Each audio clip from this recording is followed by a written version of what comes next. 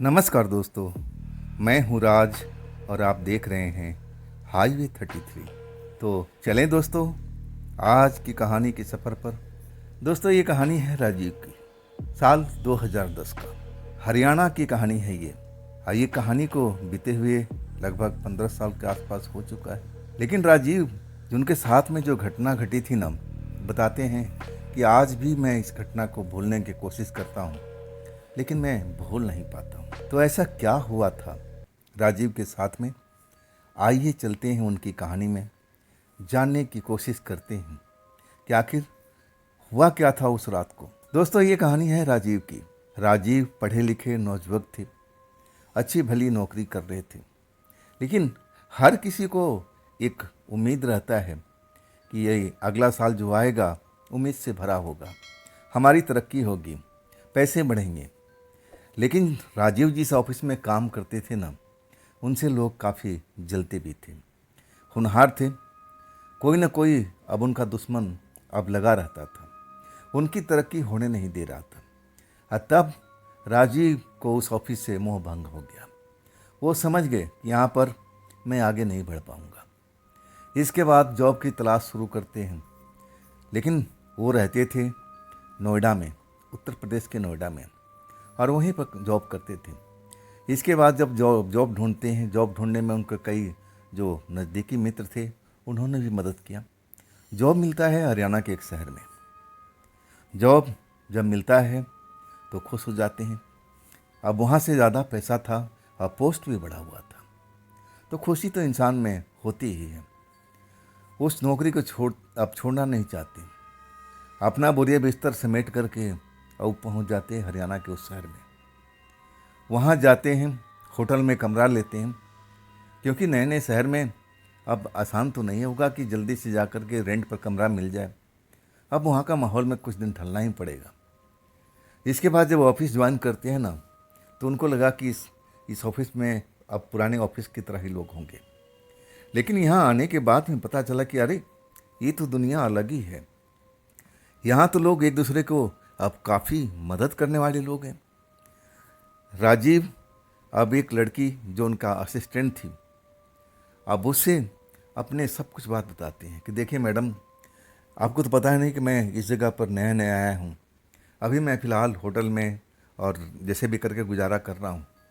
अगर आपकी नज़र में ऐसा कोई घर है, और बजट ही बताते हैं कितने बजट में अगर कोई घर मुझे मिल जाता है, फ्लैट मिल जाता है, तो आप थोड़ा ढूंढने में मदद कीजिए। और आपने जो भी आपके रिश्तेदार हैं या ऑफिस में जो जानने वाले कुलीग हैं उनको भी बता दीजिए। हर कोई ऐसा ही करता है, नए नए शहर में जाता है, जॉब चेंज करता है तो बहुत सारी अब मुश्किलात का सामना करना पड़ता है। ये मुश्किलात था अब घर का। लड़की जिसका नाम था ज्योति, पहले तो इसने इग्नोर किया कि ठीक है देखेंगे जी देखेंगे। 15-20 दिन जब बीत जाता है, तब एक बार और याद दिलाते हैं ज्योति को कि ज्योति मैम, मैंने आपसे कुछ अर्ज किया था, आपने कुछ हमारे बारे में सोचा? तब ज्योति को लगा कि ये बंदा सीरियस है ना। तब जाके कहती है कि हाँ हाँ मुझे याद है, अब मैं आपके बारे में सोच रही थी, मैं घर की तलाश कर रही हूँ और कुछ अपने सहेलियों से भी बोल रखी हूँ, जल्दी ही कुछ ना कुछ खबर मिलेगा, आप चिंता मत कीजिए सर। राजीव जब 1 महीना बीत जाता है, अब फिर याद अब उसको कराते हैं कि ज्योति जी कुछ हमारे बारे में सोचा, कोई कमरा वगैरह, कुछ फ्लैट वगैरह कुछ मिला? तब ज्योति सोचते हुए कहने लगी कि देखिए, मैं अपने सहेलियों से तो बहुत बोला है, खुद में मैंने कई लोगों से बात किया है, लेकिन जिस बजट में आप चाहते हैं ना, उस बजट में अब घर नहीं मिल रहा है, फ्लैट नहीं मिल रहा है। महंगे महंगे में जो हैं फ्लैट हैं, और ऊपर से जो सिक्योरिटी मनी है वो भी ज़्यादा है। जो आपने बताया है कि सिक्योरिटी मनी हम देंगे नहीं, तो ऐसा बजट अब जो है ना, फ्लैट मिल नहीं रहा है। लेकिन हाँ, एक फ्लैट जो है वो हमारे घर के हमारे ही फ्लोर पर है, और वो अभी ताला बंद है। उसमें जो रहते थे ना अंकल और उनका परिवार, वो बाहर चले गए।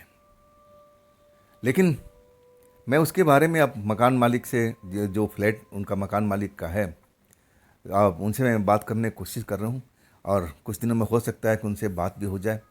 अगर वो लोग परिवार अब वो घर खाली कर दिए होंगे, तब तो उम्मीद है कि बात बन जाएगी। राजीव मन ही मन खुश हो गए और कहने लगे कि हाँ, थोड़ा कोशिश करिएगा, होटल में रहना मुझे थोड़ा महंगा बैठ रहा है, आप समझ सकती हैं। ज्योति जो पहले अब राजीव में बिल्कुल इंटरेस्ट नहीं लेती थी, लेकिन अब ऐसे ऐसे जब बात होने लगी तो थोड़ा इंटरेस्ट बढ़ने लगा एक दूसरे में दोनों को। लेकिन अभी वहाँ तक बात नहीं पहुँची थी। बस अब एक कहा जाना ऑफिस की तरह बस ट्रीट हो रहा था आपस में। बस दोस्ती तो दूर दूर की बात थी। अब ज्योति अब कहने लगी ठीक है, मैं बात करती हूँ। इसके बाद ज्योति उस मकान मालिक से बात करती है जिसका फ्लैट था, जिसमें वो लोग पूरा परिवार रहते थे। आखिरकार कहती कि हाँ, उनसे मेरी बात हो गई है और वो लोग मकान खाली कर चुके हैं। हाँ, कुछ थोड़ा बहुत सामान है, चल के आज मेरे साथ में चलो और फ्लैट देख लो। मेरे ही मंजिल पर है, जिस बिल्डिंग में मैं रहती हूँ और उसी मंजिल पर फ्लैट है वो। राजीव खुश हो जाते हैं। इसके बाद वो जो उनकी ऑफिस की ज्योति होती है वो लेके जाती है और वहाँ पर जा कर के जब फ्लैट देखते हैं तो फ्लैट बड़ा ही था, 2 रूम सेट था। कहने लगे ये तो ज़्यादा महंगा होगा। और तब वो ज्योति बताती कि नहीं, जो आपने बजट दिया था ना उसी रेंज में है ये। और सबसे बड़ी बात है कि आपको सिक्योरिटी मनी यहाँ देना नहीं पड़ेगा, क्योंकि मैं बात कर लिया हूँ मकान मालिक से। फ्लैट तो पसंद आ चुका था और एक तरह से अच्छा भी लग रहा था और ज्योति के घर का बिल्कुल सामने था। अभी तक ऐसा कुछ रिश्ता बना ही नहीं था ज्योति के साथ में और राजीव के साथ में जिसको दोस्ती कहा जाए। बस एक ऑफिस में काम करने वाले लोग की तरह अभी सब कुछ चल रहा था, एक दूसरे की मदद कर रहे थे, बस इतना ही हो रहा था। राजीव को वो फ्लैट बजट में मिल जाता है। इसके बाद वो फ्लैट लेते हैं, मकान मालिक भी आता है और जो भी उसमें कुछ सामान है, एक स्टोर रूम था। वो बताता है कि देखो, वो लोग मुंबई चले गए हैं, उनकी बेटी का तबीयत खराब थी, उसका इलाज के लिए। और इसके बाद उनका जो परिवार का मेंबर था वो आए और घर खाली कर दिए, लेकिन कुछ सामान रह गया और कहने लगे कि अगली बार जब हम आएंगे ना तो ये सामान लेके जाएंगे। ज़्यादा कुछ बड़ा सामान नहीं है, छोटा बहुत उनका सामान है और वो हम स्टोर में रख देते हैं, जब वो आएंगे तब दे दिया जाएगा। इसमें आपको ये एतराज़ तो नहीं है ना? राजीव से मकान मालिक पूछते हैं तो राजीव कहते कि नहीं, मुझे क्या एतराज़ है, एतराज़ क्या है मुझे, मेरे पास इतना कोई सामान भी नहीं कि मैं पूरा फ्लैट को भर सकूं। ठीक है, आप जैसा है अब फ्लैट ले लेते हैं। और इसके बाद वो रहन सहन उसमें शुरू हो जाता है। अभी तक ज्योति और राजीव का कोई चक्कर नहीं चला था, बस एक फॉर्मल दोस्त के नाते जैसे ऑफिस में कुलीग काम करते हैं वैसे ही सब रिश्ता चल रहा था। गाड़ी अलग अलग थी। राजीव अपना जो ऑफिस टाइम था, निकलते तो एक ही साथ में थे, लेकिन जो ज्योति थी ना, उनकी कुछ सहेलियाँ भी जाती थी, उस ऑफिस में काम करती थी, तो वो लोग एक साथ में निकलते थे ऑफिस में। हाँ, राजीव अब उनके पास में बाइक थी तो अपनी बाइक गाड़ी लेकर के अपना ऑफिस निकल लेते थे। ऐसा ही कुछ दिन तक चलता रहा। करीब 15-20 दिन उस फ्लैट में अब रहते हुए राजीव को हो चुका था। रात में राजीव ऐसा नहीं था कि नशा पानी करते थे, ऐसा कुछ उनके पास में कोई अब दिक्कत परेशानी अभी तक उस घर में हुई भी नहीं थी। आराम से बाहर में होटल से खाना खा के आते, अपने घर में आराम करते और सुबह अपना ऑफिस जाते। बस इनकी दुनिया थी ना, ऑफिस और घर। अब इसके अलावा आप कहीं जाते भी नहीं थे। हाँ, कभी मार्केट वगैरह जाना हो तो परचेजिंग कुछ करना हो तो चले भी जाते थे, लेकिन घूमने फिरने का ज़्यादा उनको शौक़ नहीं था। टाइम इसमें ख़राब नहीं करते थे। अब कहते हैं कि रात को, अब जैसे हर रात होता है, मैं सोया हुआ था, राजू जी बताते हैं, अचानक लगने लगा कि हमारे घर में कोई है। मैं रात को लाइट बंद करके सोता हूँ और जिस बेडरूम में, वहाँ 2 बेडरूम थे, एक बेडरूम में तो खाली पड़ा हुआ था, मैं उसमें जाता भी नहीं था। जो मुझे पसंद था उस बेडरूम में अपना बिस्तर उस्तर लगाया हुआ था और उसी में सोता था। अब रात को मुझे लगने लगा, जब मैं उठा बाथरूम करने के लिए, तब मुझे लगने लगा कि यहाँ पर कोई है। कदमों की आवाज़ चलने की आ रही थी। मैं लाइट बंद करके सोता था। मुझे लगा कि कोई सपना होगा, ऐसी कोई बात नहीं है। अब मैं भूत प्रेत के कहूँ ना तो मैं कभी इसको मानता भी नहीं था, ना किसी चक्कर में पड़ा था आज तक। मुझे लगता था कि नहीं, ऐसी कोई बात होती नहीं है, झूठ मूठ का आडंबर है। अब लोगों का भ्रमित करने वाली बात होती है, किससे कहानियाँ होती हैं, वहीं तक सीमित है, ऐसा कुछ नहीं होता है। मैं उठता हूँ, लाइट ऑन करके पूरा कमरा चेक करता हूँ, तब आवाज़ वो शांत हो गई थी। जो चलने की आवाज़ आ रही थी ना, जैसे किसी कदमों की आवाज़ आ रही हो, वो शांत हो गई थी। मुझे लगा कि कोई बड़ी बात नहीं है, कभी कभी मन भ्रमित हो जाता है, अब इसमें कोई डरने वाली बात नहीं है। अब वैसे मैं डरता भी नहीं था। राजीव जी का कहना था कि मैं भूत प्रेत से बिल्कुल नहीं डरता था। और डरना किस बात का, सामने में फ्लैट में अब ज्योति का पूरा परिवार रहता था, उनके माता पिता, एक छोटा भाई भी था, तो डरने वाला किस बात का था। उस फ्लोर पर हम अकेले थोड़ी थे। हाँ, हमारा घर जो था बड़ा ज़रूर था, अब उसमें एक पूरी फैमिली रह सकती थी, छोटी फैमिली। राजीव जी कहते कि उस रात तो इतना ही मुझे अब लगा, महसूस हुआ। मुझे लगा कि मन का भ्रम होगा, चलो कोई बात नहीं। अब इसके बाद 1 हफ्ता तक उस घर में ऐसा कुछ नहीं हुआ, सब शांति थी। रोज़ की तरह मैं भी अब नींद का मजे ले रहा था। अचानक कुछ खटखटाने की, जैसे कुछ अब कोई दरवाज़ा को खोल रहा हो, बंद कर रहा हो, ऐसा आवाज़ मेरे कानों में पड़ने लगी। जब पड़ी ना ऐसी आवाज़, मुझे लगा कि यहाँ पर कोई चोरी भी कर सकता है क्या? क्या मेरे फ्लैट का दरवाज़ा कोई खोलने का कोशिश कर रहा है क्या? मैं थोड़ा सा अब उठ करके खड़ा हो जाता हूँ, लाइट ऑन करता हूँ। तब मुझे हैरानी होती है, आवाज़ जब सुनने की कोशिश करता हूँ, लाइट जलने के बाद भी आवाज़ आ रही थी, लेकिन आवाज़ हमारे बेडरूम का मेन गेट से नहीं, जो ये स्टोर रूम था ना, उसमें से आ रही थी। ये स्टोर रूम में ताला बंद था। मकान मालिक के पास उसकी चाबी थी, क्योंकि जो पहले किराएदार थे उनका कुछ सामान, पोटली वगैरह अभी बचा हुआ था और उन्होंने उसमें रख दिया था, और वो अगली बार जब भी आएंगे तो उसको लेके जाना था। उसी स्टोर रूम में से दरवाज़ा खड़खड़ाने की आवाज़ आ रही होगी। सच कहूँ ना, उस वक्त भी मुझे डर नहीं लगा। मुझे लगा कि कोई बिल्ली उल्ली कहीं से घुस गई होगी, निकलने में उसको दिक्कत हो रही होगी, या कोई चूहे के पीछे पड़ी होगी, ये शोर हो रहा होगा। मैं दरवाजे पर जाता हूँ और आहट लेने की कोशिश करता हूँ। अंदर से अभी भी लग रहा था कि कुछ दरवाजे को खड़का रहा हूँ, जैसे अंदर में कोई है, कैद है, और बाहर से ताला लगा हुआ है। लेकिन जब मैं कुछ देर वहाँ खड़ा रहता हूँ, अब मैं आवाज़ तो कैसे लगाऊँ, तो किसको लगाऊँ, कि कौन है इस बंद पड़े दरवाजे के अंदर में। मैं ऐसा कुछ आवाज़ देता भी नहीं हूँ। शांत खड़ा होकर के 2 मिनट तक अब अनुभव करने की कोशिश करता हूँ कि आखिर इस बंद स्टोर रूम के अंदर में कौन हो सकता है। चाबी मेरे पास थी नहीं, अगर होती तो मैं उसी रात को खोल करके चेक कर लेता।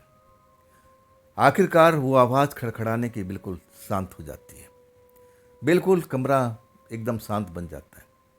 मुझे लगा कि हो ना हो इसमें चूहे बिल्ली का खेल है, कोई बिल्ली चूहा, अब स्टोर बंद है तो उसमें कोई चूहा होगा, बिल्ली कहीं से आ गई होगी, बंद हो गई होगी, चलो कोई ना कोई रास्ता होगा तभी तो आई होगी। मैं ज़्यादा इस पचड़े में पड़ता नहीं हूँ, फिर आकर के अपने बेड पर सो जाता हूँ। नींद आ जाती है गहरी, और इसके बाद मुझे महसूस होता है जैसे मैं सपने में हूँ, लेकिन महसूस होता है ना कि मेरे आसपास का जो माहौल है ना, बिल्कुल बदला हुआ है। सपने में मैं ऐसा महसूस कर रहा हूँ उस जगह पर कि मैं उस घर में ना होकर के एक अंधेरे कमरे के अंदर में मैं कैद पड़ा हुआ हूँ, और हर तरफ जिधर देखो अंधेरा ही अंधेरा मुझे दिखाई दे रहा है। मैं भाग रहा हूँ। मैं नींद से उठ करके खड़ा हो जाता हूँ कि मैं कहाँ पर आ गया, ये मेरा कमरा तो हो ही नहीं सकता।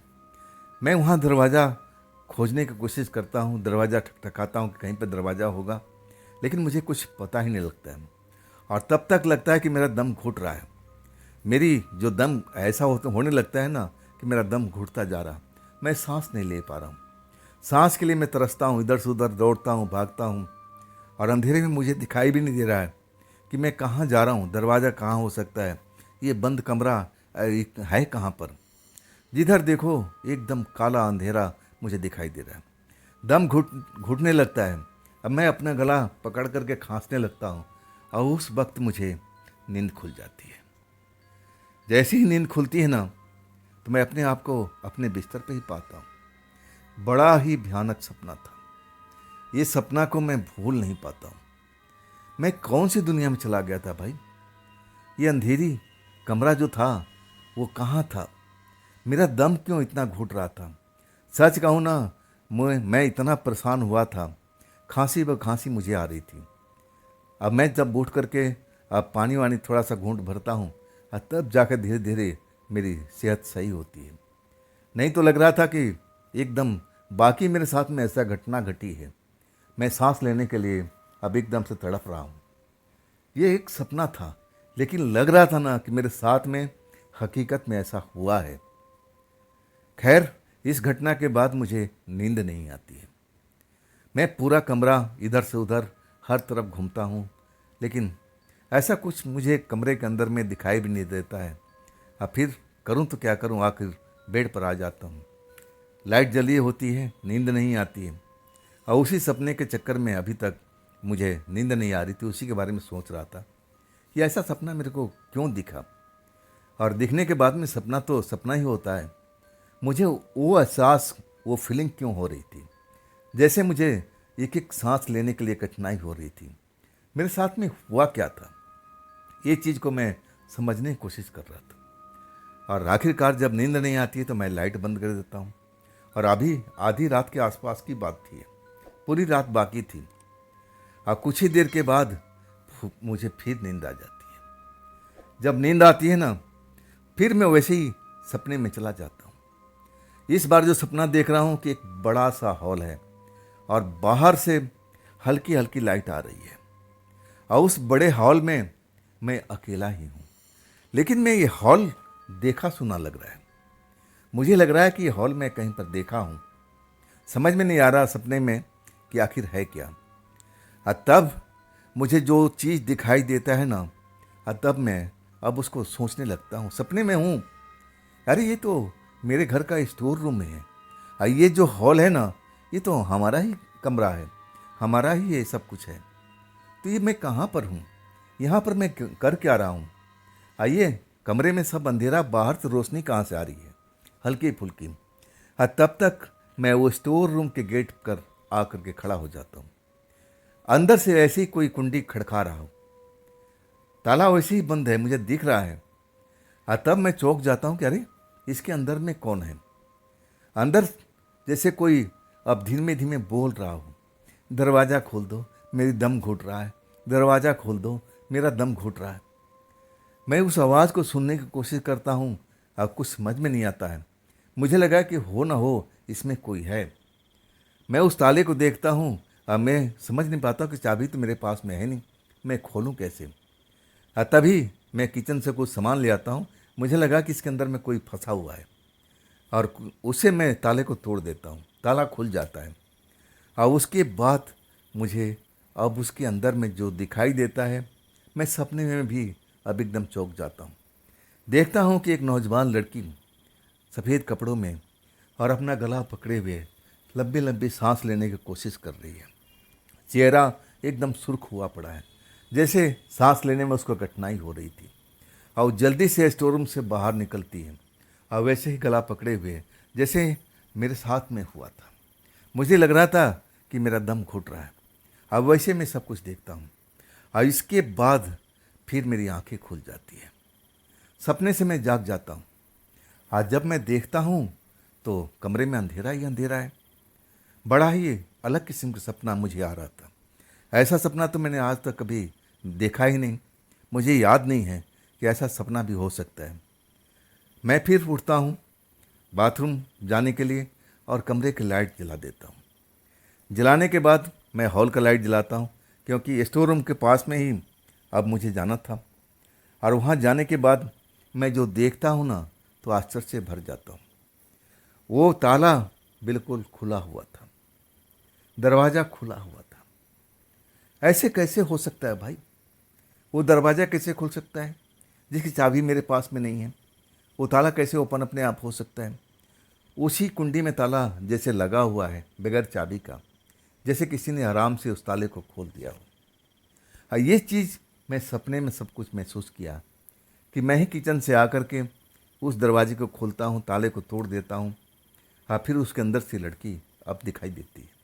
हाँ, इसके बाद मेरी अब एक तरह से नींद खुल जाती है, सपना टूट जाता है। जब मैं उस स्टोर रूम को देखता हूँ ना, तो मैं आश्चर्य में पड़ जाता हूँ, ये कैसे हो सकता है। मैं अपने आप पर शक करने लगता हूँ कि मुझे नींद की बीमारी तो नहीं हो गई है।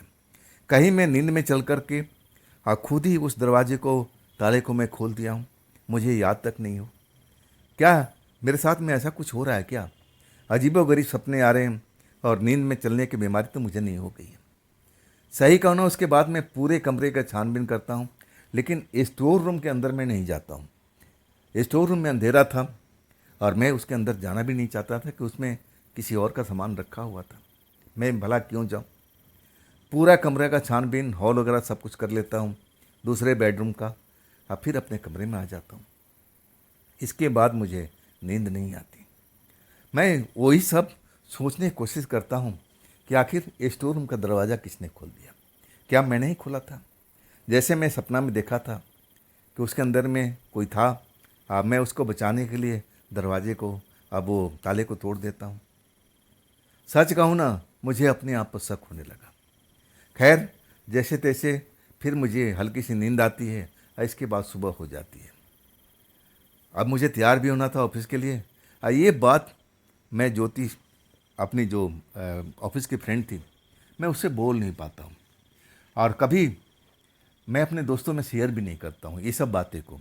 एक ख्वाब है, सपना है, ऐसी बातें मैं किसी से क्यों भला शेयर करूँ। ऑफिस जाता हूँ रोज़ की तरह। शाम को जब लौटता हूँ ना, तो घर वैसे ही था, वो ताला वैसे ही खुला हुआ था। मुझे लगा कि इसके अंदर में मुझे देखना चाहिए। लाइट जलाता हूँ अंदर जा कर के और देखता हूँ, तो वाकई में 2 गट्ठर बंधे हुए थे, लेकिन एक गट्ठर जो था ना, वो खुला हुआ था। मैं जब खुले हुए गट्ठर को देखता हूँ, मुझे समझ में नहीं आता कि आखिर इसके अंदर में क्या है, मुझे देखना चाहिए। मैं कहते नहीं, दूसरे का सामान है, अब मुझे इसमें अब क्या आनंद आएगा। नहीं, मैं नहीं देखता हूँ। लेकिन इन 2 गट्ठरों के अलावा उस स्टोर रूम में ऐसा कुछ सामान था ही नहीं। फिर मैं अब बाहर निकलता हूँ और वो गेट बंद कर देता हूँ स्टोर रूम का। ताले की चाबी तो थी नहीं, तो मैं वैसे ही ताले फंसा देता हूँ, और ताला जब अपनी जगह पर लग जाता है, और चाबी होती तो मैं बंद भी कर सकता था, लेकिन चाबी थी नहीं। इसके बाद मैं अपने बिस्तर पर आकर के अब रोज़ की तरह आराम करने लगता हूँ। अब मैं यही बात को दिमाग में लाता हूँ कि आखिर ये मैंने ही ताला खोल दिया था क्या? अगर ये मकान मालिक आएगा, अब पूछेगा कि भाई तुमने ताला कैसे खोल दिया, तो मैं क्या जवाब दूंगा? मैं यही बात को सोचता हूँ कि चलो कल मैं ज्योति से बात करूँगा, इसके बारे में बताऊँगा, ताकि वो मकान मालिक को समझा सके कि मेरा इरादा कुछ ऐसा नहीं था, उस स्टोर में मुझे ताकाजाही करने का मतलब नहीं था। यही सब सोच करके मैं फिर मन हल्का हो जाता है, चलो बता दूंगा और मैं समझा भी दूंगा। मन जो भारी था ना, इसके बारे में सोच करके हल्का हो जाता है। और इसके बाद मैं अपने बिस्तर पर सो जाता हूँ और नींद मुझे आ भी जाती है। अपने आप को फिर मैं उसी स्टोर रूम में पाता हूँ, सपने में। और वही लड़की जिसको मैं स्टोर रूम से बाहर निकाला था, वही सफ़ेद कपड़ों वाली लड़की मुझे स्टोर रूम में खड़ी दिखाई देती है। अब मैं उसके बगल में खड़ा हूँ, मेरा हाथ पकड़ रखी है, कहती है कि तुमने मुझे इस जगह से आज़ाद कराया है, नहीं तो मेरा दम घुट रहा था, मैं सांस नहीं ले पा रही थी। मैं तुम्हें इसीलिए मैं तुमको लेके आई थी कि इसका घुटन तुम महसूस करो। मैं उससे पूछता हूँ कि आप हैं कौन, और आपने मेरे साथ में ऐसा क्यों किया? अब कुछ बताइए, अपने बारे में बताइए। सपने के अंदर में मैं सब कुछ उसे जानने की कोशिश करता हूँ। तब कहती है कि अपना दोस्ती समझो, तुमने मुझे अब इस घर से आज़ाद कराया, तो तुम मेरा दोस्ती हो। चलो अब यहाँ से बाहर निकलते हैं। मैं इस कमरे में रहना नहीं चाहती, स्टोर में रहना नहीं चाहती, और मेरा हाथ पकड़ करके आ जाती है। लेकिन मेरे वाली बेडरूम में नहीं ले आती, जो दूसरा बेडरूम खाली पड़ा था उसमें लेके आती है। कहती है कि ये मेरा बेडरूम है, मैं इसमें रहती हूँ। अब मुझे लेकर के बेडरूम में आ जाती है, कहती है कि बहुत दिनों के बाद मेरा मन अब बिल्कुल प्यासा हुआ पड़ा है। मेरे पास में आओ, मेरे पास में आओ। अब मैं कहता हूँ कि मैं आपको जानता तक नहीं हूँ। आप कौन हैं? आप मेरे से दूर रहिए, मेरे से दूर रहिए। लेकिन वो मेरी बात को, किसी बात को ध्यान नहीं देती है। अब मुझे अपनी बाहों में भर लेती है और मैं जैसे उसकी बाहों में दब से जाता हूँ। मुझे कुछ भी याद नहीं होता कि मेरे साथ में उस वक्त में क्या हुआ था। जब मेरी आँख खुलती है ना, अपने आप को जो अपने बेडरूम में होना चाहिए था ना, मैं अपने बेडरूम में नहीं होकर के और बगल वाले बेडरूम में अपने आप को पाता हूँ। सच कहूँ ना कि मेरे जो हाल थे ना, कपड़े तो बदन पर थे ही नहीं। जब अपने आप को देखता हूँ ना, तो मुझे लगता है कि मैं तो सपने में सब कुछ देखा था। ये तो सब सब कुछ सच हो रहा है। सच कहूँ ना कि भागता हूँ वहाँ से, जो कपड़े लत्ते गिरे पड़े थे उठाता हुआ अपने कमरे में आकर के और कमरा बंद कर देता हूँ। आज तक मैं अपने कमरे को लॉक नहीं किया था अंदर से। आज पहली बार मुझे डर का एहसास हुआ कि हो ना हो ये घर में कुछ चल रहा है। ये सब मेरे साथ में जो हो रहा है, और आज तो कुछ ज़रूरत से ज़्यादा हो चुका था। अपने कमरे में लॉक कर देता हूँ, डरा हुआ हूँ। अब ना जाने मेरे साथ में क्या हो। ये सपना नहीं था, मेरे साथ में ये सब हकीकत में हुआ था। वो लड़की जो थी ना, जो सपने में मुझे आई थी, मुझे एहसास कराई कि मैं उस कमरे में बंद हूँ, मेरा दम घुट रहा है। सब कुछ मेरे साथ में घटा था, जैसे मेरे साथ में वो सांस लेने की समस्या हो गई हो। मैं उसको आज़ाद कराता हूँ, लेकिन सपने में ताला खोलता हूँ। लेकिन वो मुझे लग रहा है कि नहीं, सब कुछ रियल टाइम में हुआ है। या तो मैं नींद में अब होकर भी नींद में नहीं था। मैं अपने हाथों से उस ताले को तोड़ा हूँ और वो जो स्टोर में गया हूँ, सब कुछ मेरे साथ में रियल में हुआ है। वो लड़की दूसरे वाले बेडरूम में मुझे ले गई है, बोलती है कि मेरा बेडरूम है, अब मेरे पास में आ जाओ। रात भर मैं सो नहीं पाता हूँ, डर के मारे पूरी हालत रहती है।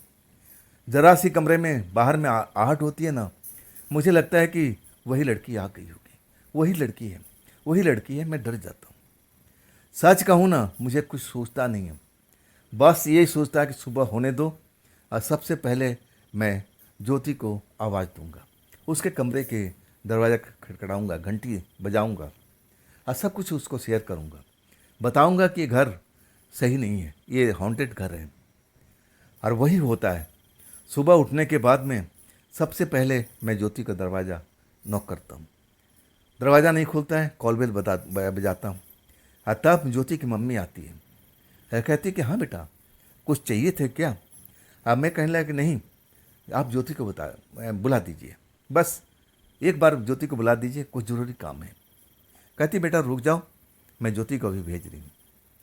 हाँ, कुछ ही देर में ज्योति, उसकी मम्मी और आ जाते हैं गेट पर। तब ज्योति कहती है कि बात क्या है राजीव, इतनी सुबह सुबह कुछ बात घट गई है क्या? हाँ, तब मेरे आंखों से आंसू निकलने लगते हैं। हाँ, कहता हूँ कि ज्योति, इस कमरे में ऐसा कुछ चल रहा था, मेरी जान बच गई है। एक बार तो मुझे लगा कि मैं स्टोर में फंस चुका हूँ। हर तरफ अंधेरा ही अंधेरा दिख रहा था और जैसे मुझे सांस लेने में परेशानी हो रही हो, मेरा दम घुट रहा हो। सब कुछ शुरू से लेकर के अंत तक जो भी मेरे साथ में घटना घटी थी, मैं ज्योति को जल्दी जल्दी बता देता हूँ। ज्योति की माँ और ज्योति आंखें फाड़ फाड़ के मुझे घूर रहे थे। और तब ज्योति की माँ कहती है कि बेटा, वो लड़की देखने में कैसी थी जो आपको नज़र आई थी, जो सफ़ेद कपड़ों में थी? और तब मैं उसका हुलिया बयान करता हूँ। ज्योति की माँ की आंखें और फैल जाती हैं और कहती है कि तो उसकी बिटिया थी, जिसकी तबीयत खराब था, इलाज कराने के लिए लोग बाहर ले गए थे और इसके बाद वो लौटे नहीं। ये तो वही लड़की थी। सच कहूँ ना, ज्योति भी डर जाती है, उसकी माँ भी डर जाती है। अब मेरा हाल तो बहुत बुरा था। और तब ज्योति फैसला लेती है कि राजीव डरो मत, मेरा घर एक गेस्ट रूम खाली है, उस घर में कोई नहीं रहता है। तुम अपना सामान समेटो, और इस तुम्हारे पास ज़्यादा सामान है नहीं और हम लोग मदद कर देते हैं। तुम हमारे कमरे में गेस्ट रूम में आ जाओ, और जब तक दूसरा घर नहीं मिलता है तुम यहाँ से कहीं नहीं जाओगे। अब इतना मदद अब ज्योति की माँ, उनका परिवार भी करता है। और सच कहूँ ना कि उस टाइम में वो लोग मेरा साथ नहीं देते ना, तो मेरे साथ में पता नहीं कुछ ना कुछ ज़रूर हो जाता है। मैं उस घर में रहता और वो लड़की हो ना हो मेरे साथ में कुछ ना कुछ खेल खेलती। लेकिन उस रात के बाद मैं उस घर में गया तक नहीं। मैं ज्योति के कमरे में आ चुका था, गेस्ट रूम में आ चुका था। रात में डर भी लगता था तो माँ, ज्योति की माँ और उसके भाई और उसके पिता भी आ जाते थे। मुझसे पूछते थे, कहते थे बेटा सब कुछ तो हमारे साथ में रियल टाइम में घटा था। तब मैं बोलता था कि अंकल मुझे तो एहसास भी नहीं होता था कि ये सब रियल टाइम में हो रहा है या सपने में हो रहा है। लेकिन लगता था जब मैं पहली बार उस स्टोर में फंसा था, वैसे ही कमरा अंधेरा था, तब मुझे लगा कि मेरे सांस घूट रही है। जब मैं नींद से जागा ना तो ऐसे ही लग रहा था कि जैसे मेरे कोई गला घोंट दिया हो, और मैं उल्टी पुल्टी सांस लेने की कोशिश कर रहा था कि जैसा मेरा हाल हुआ था। सारे लोग डर चुके थे, कहने लगे ठीक है बेटा, वो घर लग रहा है कि हॉन्टेड हो चुका है, अब मकान मालिक को बताना पड़ेगा, तब वो शायद पूजा पाठ करवाए, लेकिन उस घर में आप मत जाना।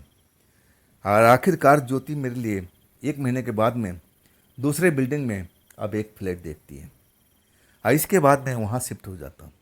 अब फिर हमारी दोस्ती अब बहुत नज़दीक हो जाती है। दोस्ती जो थी प्यार में बदलने लगती है, और आखिरकार हम परिवार के लोगों की मर्ज़ी से, अपने परिवार की मर्ज़ी, ज्योति के परिवार की मर्ज़ी से हम लोग आपस में शादी कर लेते हैं। हमारी जो लास्ट की जो कहानी है ना, वो सुखद होती है।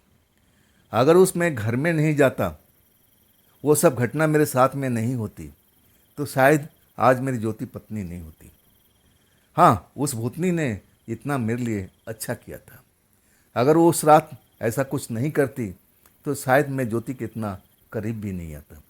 अब मैं मन ही मन ज्योति से बहुत प्यार करता था, लेकिन एक तरफा ज्योति को एहसास तक नहीं होने देता था कि मैं उसको चाहता हूँ। आज ज्योति, अब उसके अंदर में क्या चल रहा था वो तो बाद में बताई। और उसने कहा कि नहीं, मैं आपको इस तरह से, इस नज़र से मैंने देखा ही नहीं था। मुझे लगा कि आप मेरे फ्रेंड हो, मेरे ऑफिस में काम करते हो, तो आपकी मदद करना चाहिए। लेकिन आपकी व्यवहार, बात विचार देख करके हमारे जो परिवार के लोग थे वो भी आपको सही समझ रहे थे। अब फिर हम धीरे धीरे अब एक दूसरे के नज़दीक होते गए, और तब जाकर हम एक दूसरे से प्यार कर बैठे, और फिर हमारी शादी हुई। तो दोस्तों, ये थी राजीव जी की भेजी हुई घटना। ये घटना आपको कैसी लगी कमेंट में ज़रूर बताइएगा। और सोच रहे होंगे कि आखिर उस घर का क्या हुआ। तो उस घर में मकान मालिक ने उस घर का पूरा सामान जो था ना, निकाल करके और उनको बुला करके और उनको वापस कर दिया। वो घर में पूरा सफ़ेदी, पूरा वाइट जो भी पेंट था, साफ़ सफाई करने के बाद में फिर पूजा हवन सब कुछ होता है। और उसके बाद में भी लोग बाग और उस घर में आने से डरते थे, लेकिन धीरे धीरे किराएदार आना शुरू हो गया। और उसके बाद में ऐसी उस घर में ज्योति बताती हैं कि उस घर में ऐसी कोई घटना दोबारा नहीं हुई थी। शायद उस पूजा पाठ जो हवन हुआ था और उससे उसकी आत्मा, या हो सकता है कि जो सामान का गट्ठर पड़ा हुआ था, उस गट्ठर में ऐसा कोई चीज़ हो जिसके अंदर में वो आत्मा रहती हो। और वो जो लड़की थी ना, उसी घर में रहती थी। उसकी तबीयत अचानक बिगड़ जाता है, कोई लाइलाज बीमारी उसको पकड़ लेती है, जिसका इलाज वो ले जा कर के बाहर कराने के लिए ले जाती हैं। और इसके बाद शायद लड़की का मौत हो जाता है। बाद में पता चलता है हॉस्पिटल में उस लड़की का मौत हो जाता है। और उसके बाद वो परिवार इस फ्लैट को खाली कर देता है। लेकिन कुछ सामान जो बच जाता है, शायद उसमें लड़की का कुछ वस्त्र पड़े हो, कुछ सामान पड़ा हो, और उसकी आत्मा उसी में आ चुकी हो। तो दोस्तों, ये थी कहानी जो आप समझ चुके होंगे। और ये कहानी आपको अच्छी लगी होगी तो बिल्कुल मुझे कमेंट में ज़रूर बताइएगा। और दोस्तों, अगर आपके पास भी ऐसी कोई घटना है जो आप मुझे बताना चाहते हो, तो आप मुझे इंस्टाग्राम पर, मेरे व्हाट्सएप नंबर पर, मेरी मेल आईडी पर ज़रूर बताइएगा, शेयर कीजिएगा। और दोस्तों, ये भी चैनल आप ही का है, तो इसको भी अपना प्यार दीजिए, लाइक कीजिए, सब्सक्राइब कीजिए, शेयर कीजिए, और हाइप तो ज़रूर कीजिएगा। तो दोस्तों, फिर हम मिलते हैं कल की रात इसी चैनल पर, इसी टाइम पर। आप लोग अपना ख्याल रखिएगा। नमस्कार।